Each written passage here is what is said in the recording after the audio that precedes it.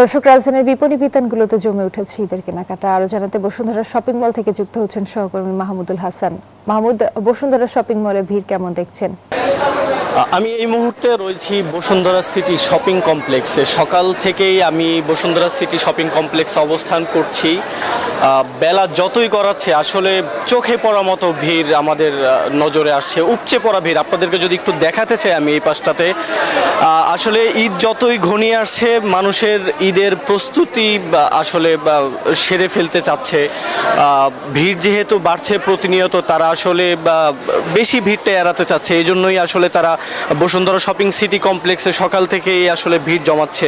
আমরা এখানে আসলে কয়েকজনের সাথে কথা বলেছি। নগরীর অভিজাত যে শপিং মলগুলোতে রয়েছে তার মধ্যে যেহেতু বসুন্ধরা শপিং কমপ্লেক্স একটি, সেহেতু এখানে বেশ বিক্রি বেড়েছে। আসলে সময়ের সাথে পোশাকের রং ও ডিজাইনেও ভিন্নতা আর নতুনত্ব নিয়ে আসছেন আসলে বিক্রেতারা।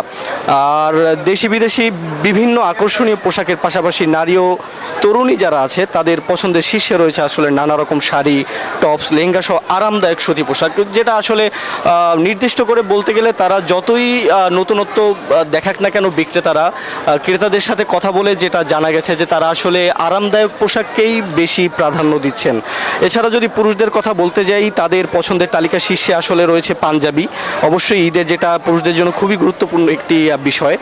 তাছাড়া shirt, T shirt, jeans, trouser তো রয়েছে। শিশুদেরকে আমরা দেখেছি, শিশুরাও আসলে পরিবারের সাথে আসছে এবং খুবই আনন্দের সাথে তারা আসলে পরিবারের সাথে উদযাপন করছে, কেনাকাটাটা উদযাপন করছে। ক্রেতারা আসলে দাম নিয়ে নানান ধরনের প্রতিক্রিয়া আমাদেরকে দেখাচ্ছে, মিশ্র প্রতিক্রিয়া রয়েছে। তবে বিক্রেতাদেরও আসলে এদিক থেকে যুক্তি রয়েছে দাম বাড়ার, কারণ জিনিসপত্রের দাম যেহেতু বাড়ছে।